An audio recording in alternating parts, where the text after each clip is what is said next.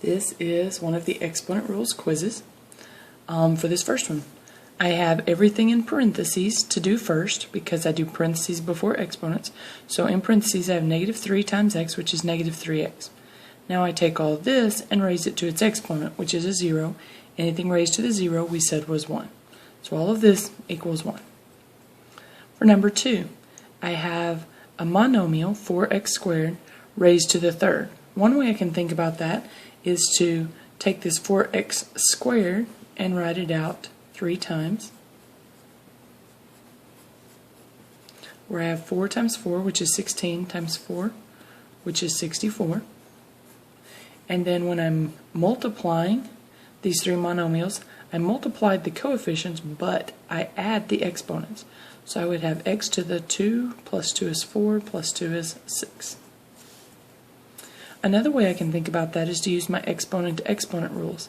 Here I have 4 raised to the third, which if I was thinking about that I would have 4 times 4 times 4, which still gives me 64.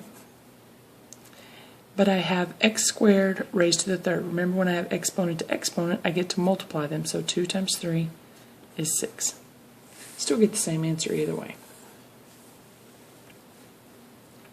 So on number 3, I could write all of this stuff out in parentheses twice, or I could use my exponent to exponent rules. If I wrote it out twice, it would be 3xy times 3xy, so 3 times 3 would be 9, and then I would add my exponents, so I would have x squared, y squared. If I was following my exponent to exponent rules, I would take the 3 and square it. 3 squared would be 9. And then I'd have x to the first raised to the second. 1 times 2 is 2. And for the y's, I have 1 raised to the 2, so multiply them. 1 times 2 is 2.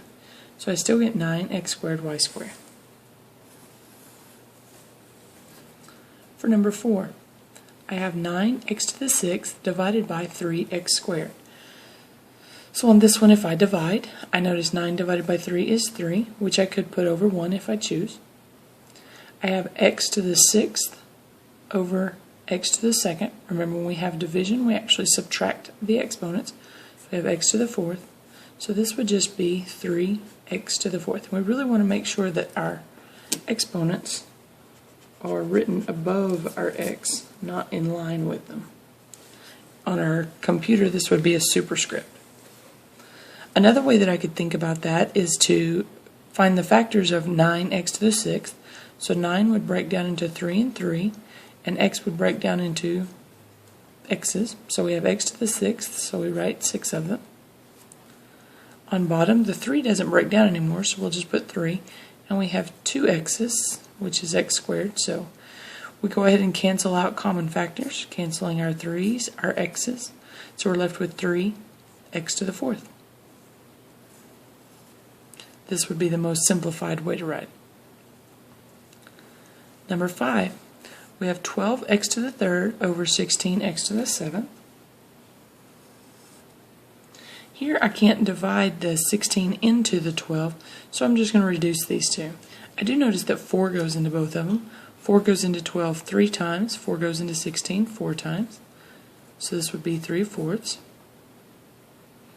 If I'm following my rule, when I'm dividing monomials, I subtract their exponents. So 3 minus 7 would be -4, so I have x to the -4.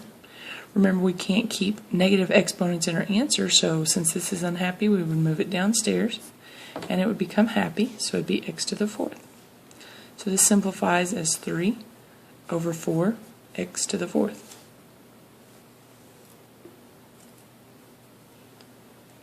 Another way that I could do that is to come up with its factors. 12 breaks down into 2 times 2 times 3. This is 4 times 3, which is 12. These are its prime factors. If we did a factor tree, we could do 4 times 3, which would give us 2 times 2 times 3. And for 16, we could do the same thing. This would be 4 times 4, which would break down into 2 times 2 and 2 times 2.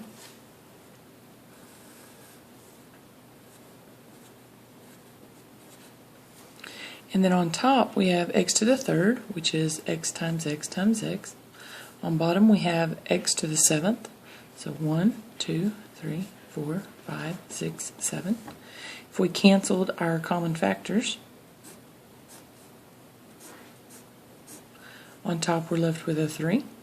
On bottom we're left with 2 times 2, which is 4, and 1, 2, 3, 4 x's. So 3 over 4x to the 4th.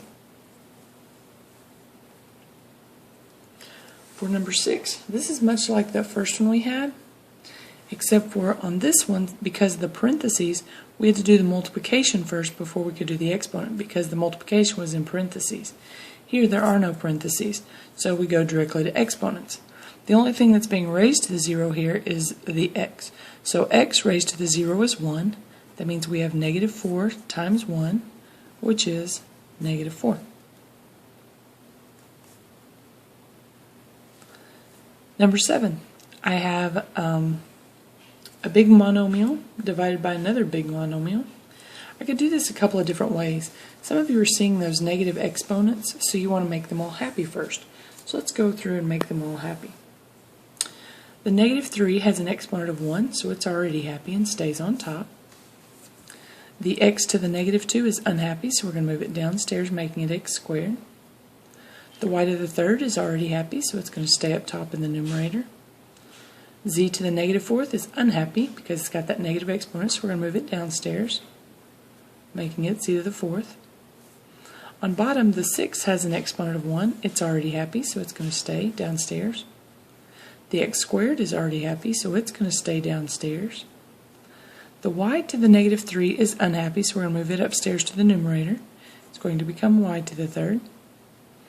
And then the z is unhappy with a negative 5 exponent, so we're going to move it upstairs to the numerator, and it's going to be z to the 5th. Now we have all positive exponents, so that should be easier to work with. Let's see, our rule says that if we're dividing monomials, we divide their coefficients. Can't divide 6 into 3, so I'm going to have to reduce. So this is divide or reduce, and in our case it's reduce. So negative 3 over 6 would be negative 1/2, because 3 goes into both of those. Then when we're looking here, I have x's on bottom, I have y's on top, and I have z on top and bottom. So the ones that are on the same level, we're multiplying. Y to the 3rd times y to the 3rd, which would be y to the 6th. Remember, we add the exponents when we are multiplying monomials. So down here, x squared and x squared would give us x to the 4th. And then the z's, we have z to the 5th over z to the 4th. So z to the 5th, we would take that 5 exponent, and z to the 4th, we would take the 4 exponent. 5 minus 4 would give us z to the 1st. Remember, when we do the subtracting, we write the variable on top. If I was to simplify this, I would have negative y to the 6th z over 2x to the 4th. Another way to have done this would have been to use my subtracting rule. So here I would still reduce the negative 3/6 to negative 1/2. But when I combined the x's, I would have x to the negative 2 and x squared. So I have negative 2 minus 2. Negative 2 minus 2 would give me x to the negative 4. And that was on top. So x to the negative 4 would be unhappy up here, so we'd move it downstairs. That's where we get this x to the 4th. For the y's, I have y to the 3rd over y to the negative 3rd. So I would be looking at 3 minus negative 3, which would be positive 6. So when we subtract, we put it on top. We have y to the 6th. That's where that one comes from. And then for our z's, we have a negative 4 minus negative 5. So that's plus a positive. 5 minus 4 would be 1. So we have z to the 1st. Same answer, different approach. Number 8, I'm multiplying the monomials. So I multiply their coefficients and then add their exponents. So 3 times 4 would give me 12. And then when I add the exponents, I would get x to the 7th. Same thing for number 9. I'm multiplying the two monomials. So I have negative 8 times 9. Negative times positive is a negative. So I have negative 72. And then I get to add the exponents. So I have x's and y's. Let's go see how many we have. We have 2 here and 3 here. So 2 plus 3 is 5.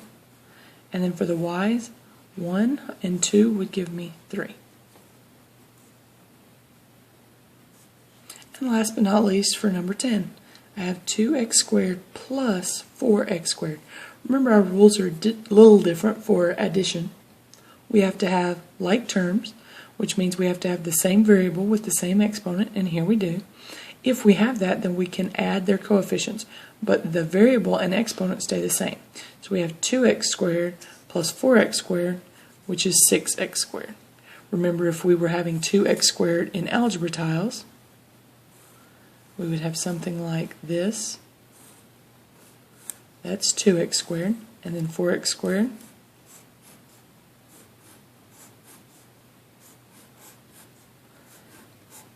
And this is an x squared, this was an x squared. That made 2x squared. There's an x squared, there's an x squared, there's an x squared, and there's an x squared. That made 4x squared. So altogether we have 6x squared.